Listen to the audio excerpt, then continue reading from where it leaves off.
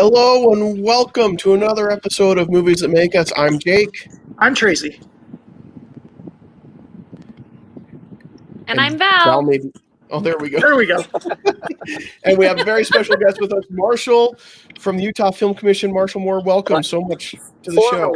Formerly of the Utah Film Commission. I work at Utah Film Studios yes, now. Formally. I was at the Utah Film Commission for 10 years. Okay. Utah Film Studios now. Yes. Utah Film Studios. All right. Well, welcome, Marshall. We are so glad to have you here. And this is a big episode for us because this has been the number one requested movie, I think, from listeners of the show. All 10 of them. They've requested this. No, just kidding. We've got more than that.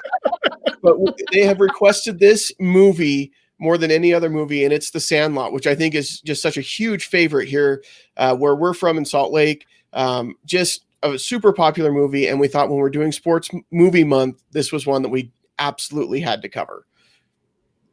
Yeah, I think, Utah, it could really be like our state movie. If our state had a state movie, I think it could be The Sandlot. Is there somebody we can write a letter to like make this an official thing? Yeah, I mean, with everything going on right now, we definitely need to pick a state movie for Utah because there's nothing else really that we're doing, anything else going on. Listen, we need to have some fun. Priorities. I agree. I think this is unofficially probably the state movie of Utah for sure. I think so. And Marshall, Val says you know this movie better than anybody else out there. Would you agree with that? Well, I have to say that, and most people think that I worked on it. It's so funny. I came like 6 months after it was made. I came here to work on a miniseries called The Stand, and it actually was released while I was here in Utah, and I took my little kids to see it, and we fell in love with it immediately. And of course, then we found out it was, of course, filmed in Utah, and then we're chasing around trying to find the Sandlot and the drugstore in Midvale, and just already like in the first week that it was open, we were so in love with that movie. So to call it the state movie of Utah, I think is very appropriate. Yeah. Now I feel like you know more about it because I feel like over the last 15 years, every 2 years you're doing a Sandlot anniversary event here because I'll have the cast on my radio show. I've met them several times. We wanted to do a big thing with the cast out on the Sandlot with you, but COVID happened, and so we're kind of doing this instead.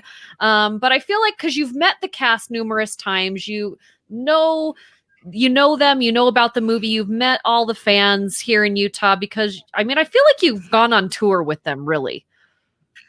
Well, I can explain what happened here, but yeah, it's every 5 years. So we do like we did the 20th anniversary and the 25th. And then of course we're gonna shoot to do the 30th in I believe 2023. So you'll be interviewing them again. Hopefully they all will be there. Hint, hint. We'd love to get Mike Vitar, who played Benny. He has not come to any really of the reunions, so we'd love to have him available. But what happened? Can I tell you the story about how these reunions and these anniversaries came to be? Please. Okay. Yes, please. Yeah. So when I worked at the Film Commission, we sponsored a series of movies on the state capitol lawn, on the west lawn there, called Movie Under the Stars. And we always tried to sponsor movies that were made in Utah to be shown free to anybody who showed up and watched these things. So The Sandlot was, of course, one of the movies we chose in our first year of screening those movies. So when I was up on stage introducing the movie and talking about its history, there was a reporter in the audience, unbeknownst to me, who was taking notes on everything I said. And one of the things I said was that, wouldn't it be great to take this big movie screen I'm standing in front of and put it in the Sandlot, the actual filming location where the movie was made, and show the movie there and have like a reunion, and you can sit on, in the infield where they all played, and we'll show the movie where it was filmed. And the reporter, Bill Oram of the Salt Lake Tribune, I think at the time, he's since moved to California and covers the Lakers. But he took note of that, wrote an article And that article was picked up by members of the Glendale Community Council, where the Sandlot actually is. And they reached out to the Film Commission offices and said, if you're going to do that, we want to support you and help you to achieve this. So for 2 years, we worked closely with the Glendale Community Council and the City of Salt Lake to do the very first reunion where we brought the cast back, for the 20th anniversary. Wow. That's really cool. That's a great story. And what an awesome way to celebrate the movie and to keep it in everybody's memories. I mean, I think it's one that just by itself, because of the story and because of the lines and the dialogue and the characters, it kind of remains there in your consciousness anyway. But I love being able to celebrate it and being able to go to the sites from the movie here locally. It's kind of it's a really neat thing. Tracy, Things that people love to do is visit movie locations. Mm-hmm. We had so many requests when I worked at the Film Commission to know where the Sandlot was and to know where Vincent Drugs was and where the swimming pool, that we actually made an itinerary, an agenda, if you will, to go see these places with addresses and everything, because so many people were just contacting our office and wanted to know. So I said, hey, I'll email this to you and you can just go follow the trail. Now, we wouldn't give out homes, people's private addresses. We don't really do that. They have to figure that out. But like for the businesses like Vincent Drugs or the Sandlot's kind of tough to see from the street because it's surrounded by houses. You can see that in the movie, that it's kind of nestled in the middle of these houses, on the back side of these houses. So there's one spot on the south side that you can actually see through the fence onto the field. And right now, it just looks like a field of weeds. But every time we do the anniversary, we get in there with a team of volunteers. We mark out the base paths just like it was. We don't rebuild the tree house because that was a set. I don't know if you all know that, but the tree house and the large tree out in the outfield were all set pieces brought in for that. And the backyards of like Mr. Myrtle, for example, that was a set as well. So none of that is there. But we do rebuild the dugout every year too. The little nice little shanty, that they got the shade from. That's the magic of movies. See, and it is really neat though to go and see those kinds of things. I had an experience once with my dad on a different baseball field from a different baseball movie. As we were driving out to watch University of Utah play Notre Dame, we thought we'll just take a little side trip and go up and see the field from the Field of Dreams. And there's just something magical about my dad and I. We set foot on the field. We threw the ball around for a little bit. I'm like, I'm having a catch with my dad on the field. And you just connect with those moments in those movies. And so being able to connect with those sites and what great work you're doing, Marshall, by rebuilding the dugout and all of that so that people can experience kind of what it was like in the movie. And that's a neat thing.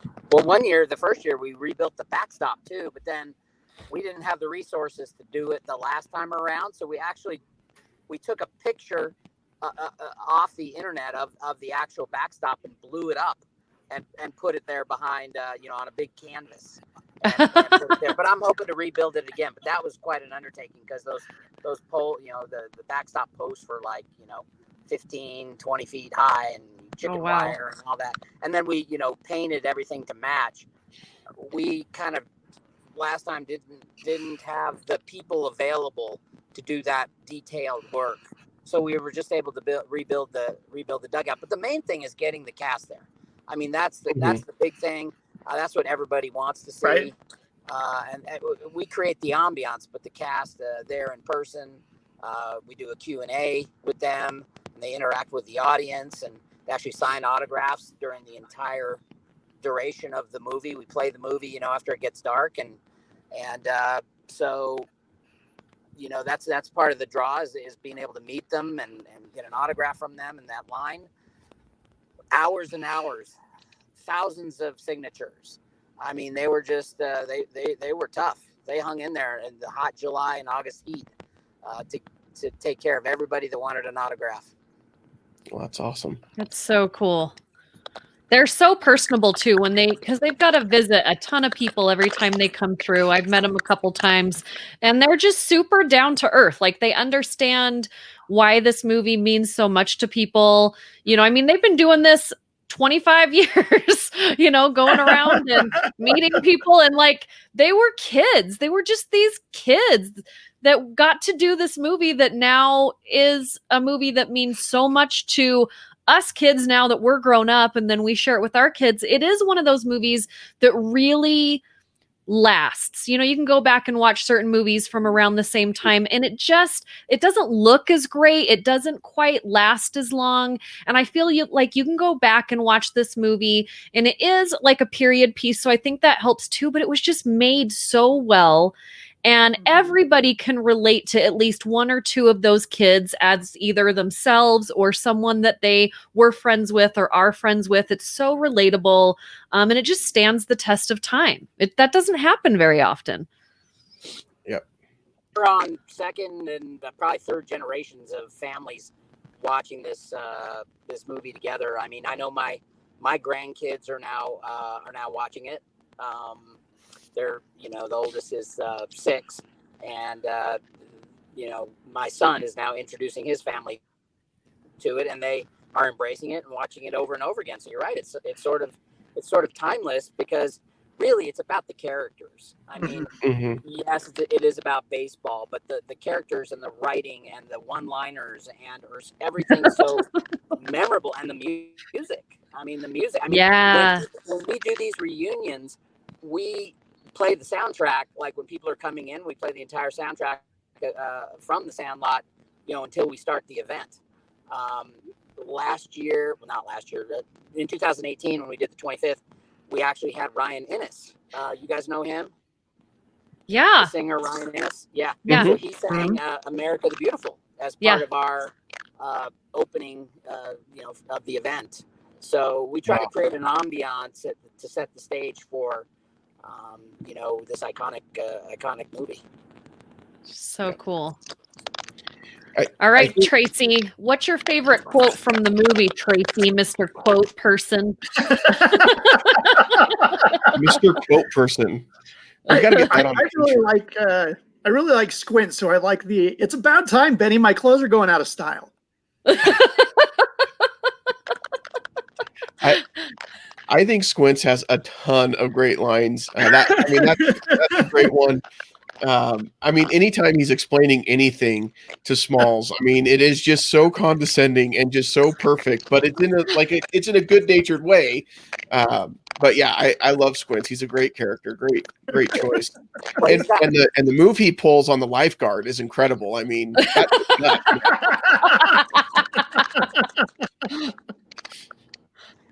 My favorite is also Squint's when he says, "If you were thinking, you wouldn't have thought that." That sounds like something my dad would say. But there's just so many adult-like lines in there that come out of these kids' mouths, and that's what's so great about it too.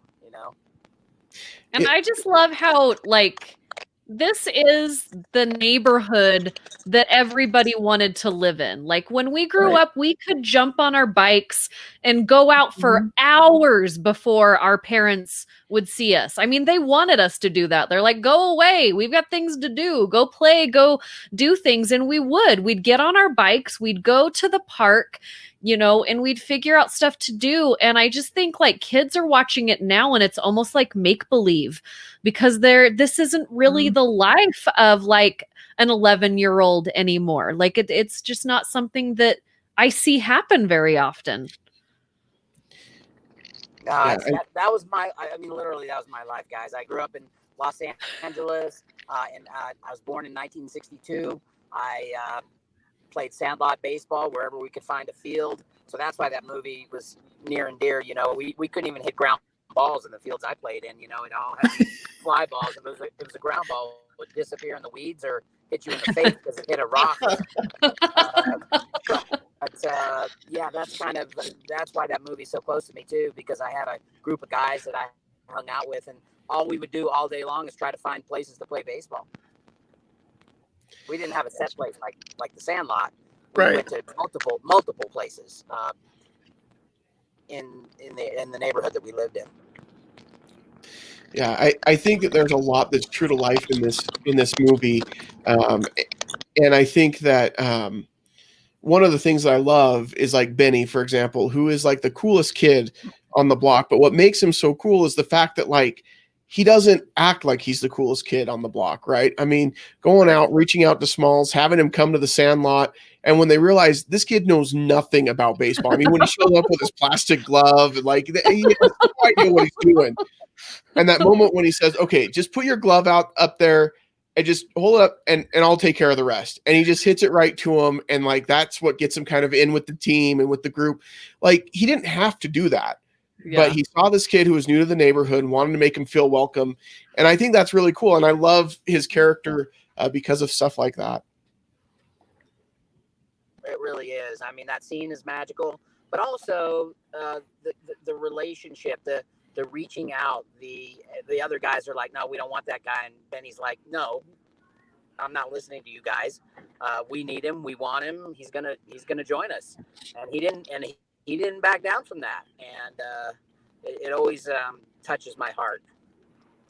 Yeah, and you get the impression that like all of them on the team at some point or another were kind of in the same boat as Smalls, right? Like Benny kind of gathered this group of misfit toys playing baseball. I mean, between Squints and Ham and like these were not the popular kids in school, but he brought them all together. And so I think it's funny because when you get in a group, you kind of forget that like, oh, I used to be an outsider too. But Benny remembers and he keeps them all together and reminds them like, no, he's one of us because he doesn't fit in with anybody else. So he's got to be one of us. For me, it was what's over the fence. Like when I was younger, you know, everybody has that 1 yard in the neighborhood that you don't dare to go into, right? Like if your frisbee or your ball or whatever goes over to the fence on that side, you know you're not going to get it back. Like who's going to dare to go get it back from that house? And I feel like that was such a thing for kids because we all had that house. And so just them trying to get the ball in the erector like set situation of trying to like I'm like that's like one of my favorite parts of the entire movie is just like trying to get this ball back because we all had that. Like I had a favorite frisbee that always went on our neighbor's roof and they're the neighbor that hated us. It wouldn't ever go on any of the other roofs and we all are like, okay, rock paper scissors, who is going to go ask the lady if we can get the frisbee this time because you may not come home. Like this might be the end for you. Yeah. Yep. and my kids, I don't know if we'll ever know that because they don't spend enough time outside to do that. But like it's true, there was always that house in the neighborhood, and I love that this plays up on that. And then they find out that like the guy that lives there is totally nice and would have been fine going out and getting their ball or letting them go out and get the ball. The dog was a totally nice dog. And like, they had this whole legend. And I love when Squints is telling the story about the junkyard and the dog ate people and all this other stuff, because I remember having those conversations with my friends. Well, did you hear about so-and-so down the street? And he had this. And like we make up these stories. Like there's no truth to them whatsoever, but everybody in the neighborhood knows it because it's been told a million times over, you know? Right. Exactly. It's so great. So let's see. It looks like we have a comment for Marshall over there, Jake. Oh man. Can you see it? I don't think here, I'll click on it. I'll show it. All right, Marshall, I used to play neighborhood baseball as a kid at the yard of the Judd House from TBAA and Sugar House. Nice. Wow. Who is that? Oh, Noel Espinoza. Yeah, okay. Yeah, Noel Espinoza. Yeah, so Noel worked on Touched by an Angel with me. I was the location manager on that show for years. And he and I worked together, and that's good that he's tuning in here. Oh, by the way, Shane just messaged. He's trying to get in. Oh, can you see him, Jake? Can you see Shane at the bottom? I can't. Sometimes people won't click all the way through, so tell him like once he gets to that waiting area to click all the way through, because he Okay, you might be guys keep talking. sitting I'll see if I can in a walk different through. waiting area. But yeah. Okay. Oh my gosh, yeah. I remember like our neighbors up the street had this playhouse that was like a double-decker playhouse. And I remember that it would be the house that we would always go to for the sleepovers, right? Right. If my mom would let us. And sometimes we could just go hang out at night, but we had to be back, by a certain time. We couldn't sleep over. But I remember all the kids telling whatever legend story was like in our neighborhood, right? And it was always about the same house that looks like the haunted house that's up on the hill. Mhm. So I just feel like this movie is like they sat around the table and they thought of every fun kid memory that they all had, right? Just Right. every fun kid memory, and then they brought it to life because it's just so relatable. And of course, like the most memorable quote, which I usually have my shirt on, "You're killing me, Smalls," is usually the shirt I'm wearing, but I couldn't find it. But I mean, I love it. I mean, "You're killing me, Smalls." I think everyone has, even if you've never seen this movie, you You know have that used line. that line. You know it. You've used it. Like it's a thing. Yeah. My daughter uses it before she even saw the movie. She knew of it. So Yeah, I love the moment when he's like, we got to get that ball back. It's signed by some lady. It's really important to my I think her name was Ruth. like Babe Ruth. Like, who's that? Like all the nicknames that they have for him, and I mean, you could tell he had no idea about anything, and he'd never been in a group of friends like that, and so for him to be part of that, it was awesome. But yeah, there's so many quotes from this every time. So my dad will have us over in the summer, and we'll do s'mores a lot, and every time we do s'mores, he says something about, how can I have some s'more, or how can I have s'more yet if I haven't had any, or whatever. And I'm like, oh my gosh, Dad. And he quotes it like every time. that's awesome. How can I have s'more if I haven't had any?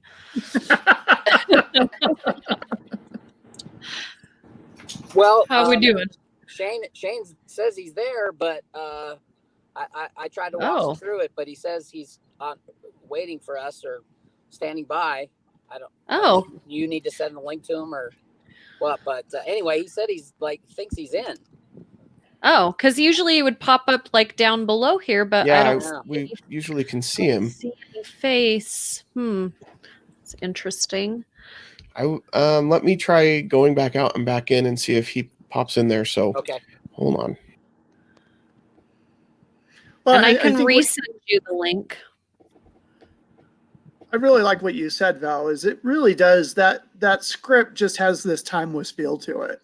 It is so relatable to so many families and so many kids. Yeah. And there were a whole bunch of other movies that were made at the same time that you go back and they just don't have the same, like luster. You can tell, you're like, it doesn't last as long as this one. It's dated. Yeah. Yeah, it's dated. Marshall, I just sent you the link again in case maybe you I don't know. Okay.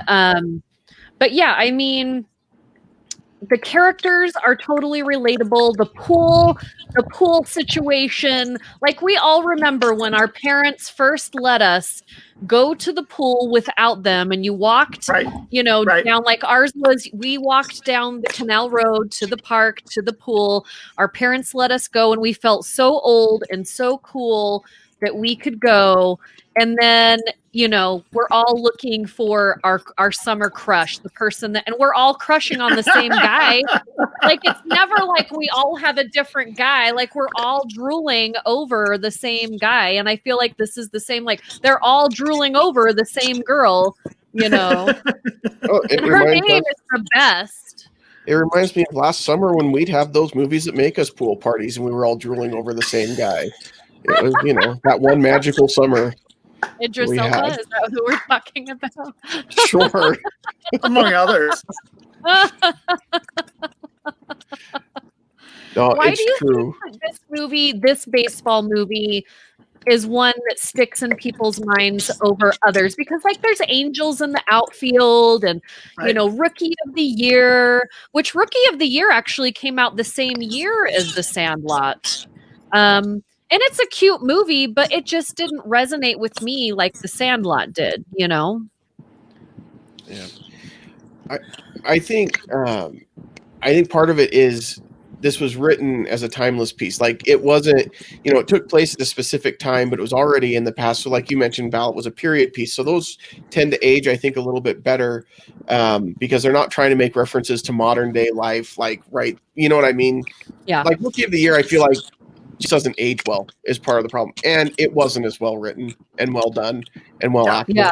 I mean, it was fine, but it wasn't like it came out the same year as Rudy as well. Like Rudy came out that year. So I feel like those are two pretty big sports movies that have heart. Like I think Rookie of the Year was a cute like movie for families to kind of sit down and watch, but then it's kind of forgettable. Whereas like Sandlot and Rudy, like there's heart to these characters. There's more heart to the story. Well, the stories are more real. I mean, nobody is going to break their arm and the ligament's going to heal in a way that as like a middle schooler, you're going to play baseball in the majors. Like that's just not going to happen. But everybody had a group of friends that they ran around with.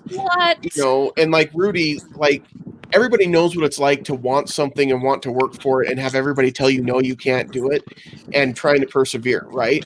And so those things, I think, speak to people a little bit more on a real level compared to something like Rookie of the Year.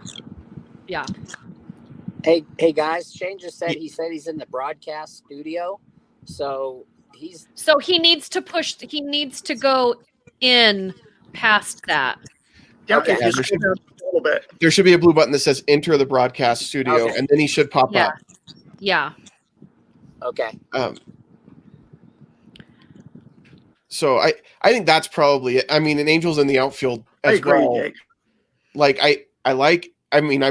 people believe in angels. I'm not going to call that into question, but like they don't, I think, play baseball and help the LA Angels win, just because they happen to be called the Angels. So I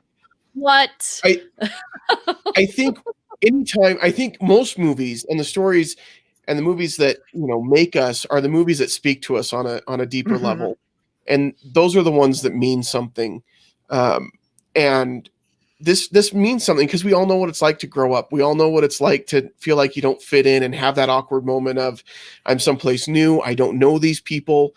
And we all know how important it is to have those friends who are going to have your back regardless of whether or not you can catch a ball, Yeah. Well, it's when you finally find your tribe. Yeah. Yeah. And sometimes you don't even know that you need them or you're looking for them. And I feel like that in Smalls, like he is so awkward. He has no idea where he fits. He's basically pushed out of the house, like get out and go do something. Right. And so like he basically has to go make friends, but he has no idea how to do that. And I feel like that's so relatable, especially for kids like in junior high. Junior high is awful. Like I always tell people, if you can make it through junior high, you can pretty much do anything. I know that was the worst for my kids.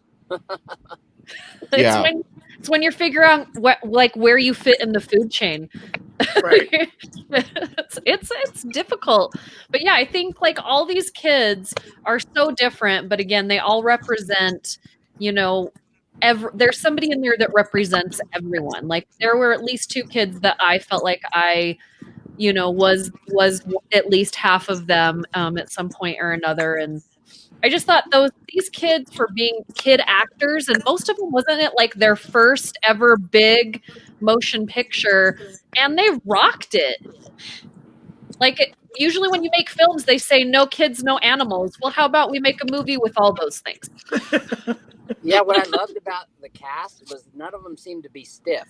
They all just seemed to be natural. Like this is the way they were. And I think the screenplay, the script itself, had a lot to do with that. But I also think David Mickey Evans, who was, of course, the writer, director, narrator, as a director, I saw some of the behind the scenes footage and I was like, wow, he really worked them. He really got into what it meant to be one of these kids. because he lived it. This was his life too. Yeah. I wonder, Jake, because we're already going live, if it won't let someone new in, but it should, right? Mm-hmm. I've never had that happen before. I know, like, if he has an iPhone, if he's doing it from his phone, I know that was a problem with us last time, Marshall. But I mean, if he's there, he should be able to get in. Yeah, It's sad. it said he's in the broadcast studio, but I said, did you enter your name? And anyway, I don't know at this point what to do. Dang it. Oh, shoot. Unless I go out completely, if it would allow him in. I mean, it should allow more than 4. Yeah, we usually can get 6 to 10 in here, so. Yeah. Okay. Do you want me to pop out for a second? Yeah, pop out, Tracy. I mean. And there's Shane right there on your picture. Right there he is. Talk to us, Shane. Talk to us. On, Shane. We need you. Yeah. So when you used to be the film commissioner, Marshall, and you would go out, and a big part of your job was to tell people to come and shoot movies here in Utah. And I always remember like going to the film commission events, and you'd have all these posters up of movies that were shot here, and Sandlot was always like front and center, and people always talked about it. I mean, there's been some pretty big movies shot here, but for some reason people are like, oh yeah, The Sandlot, like it wasn't the biggest movie at the time. Like it's the same year that like Tombstone came out, and like I said, Rudy, like all of these movies that were kind of bigger at the box office that Sandlot, but it seems like people still always focused on that one. Well, yeah, like you said, it's like the state movie, and I mean, a lot of people would say, well, I had no idea that was filmed in Utah. I had no idea that was Salt Lake City, and then you have to explain, then they go, oh yeah, okay. But yeah, because in the movie it says, San Fernando Valley, Los Angeles, Benny wore a Dodgers hat. So automatically your mind as a movie viewer is thinking, oh, this is the San Fernando Valley, we're we're in California. But the reality of it is they were here, and how they found the Sandlot is kind of an interesting story. The film commission rented a helicopter, and they flew over a bunch of neighborhoods to try to find that intimate space that was, as described in the script, the kind of hidden area where these guys could go play baseball and not really be seen by anybody else. So they put them in the air and flew around and spotted this from the air. Shane just sent me a note saying I keep trying to get in and I can't. So I don't. Shoot. I'm wondering at this point if maybe like we stop and then we go live again. I mean, we still have about 15 minutes left of our. Well, I would definitely want to grab him. He's yeah, I do too. So, and maybe it's because I sent the link. I don't know that would be a thing because it's from the same link. So but maybe if we all we start a new session. Yeah. Perfect. All right, viewers and listeners, we're going to take a break. And I don't know how I'm going to put this together on the podcast audio, but we'll make it work. So we're going to end this, but everybody stick around because we're going to go live again in just a minute. So everybody stick around. Is COVID computer nonsense. That's right. Okay, bye. This is going to be part 2 coming up.